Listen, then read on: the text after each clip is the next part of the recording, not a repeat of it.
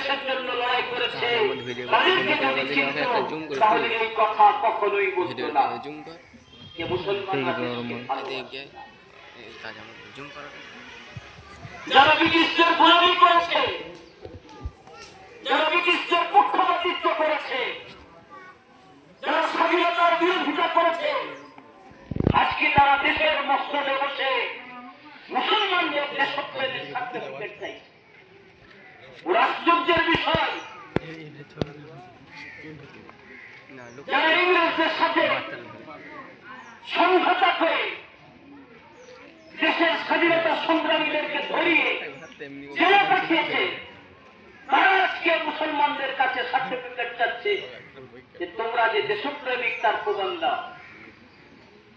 তারা আশরাফুল্লাহকে পড়েনি,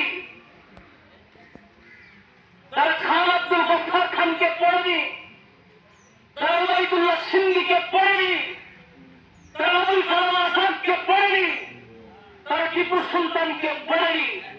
তাই তারা এই কথা বলেছে। আশরাফুল্লাহ খান যখন দিনার ফাঁসির ঘোষণা হয়ে গেল,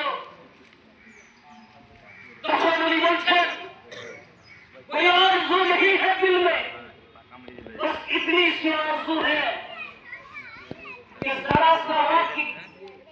जरा सा खाके वतन रख दे कफन में।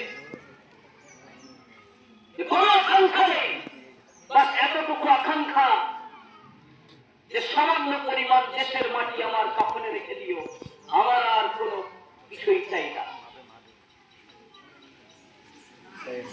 যারা দেশকে এইভাবে ভালোবেসেছে, যারা দেশের জন্য এইভাবে আত্মত্যাগ দিয়েছে, সেই সম্প্রদায়ের মানুষকে বন্ধাসা করে দেবে এইরকম চিন্তা ভাবনা যারা রেখেছেন, তারা ভুলের সাগরে বসবাস করছে।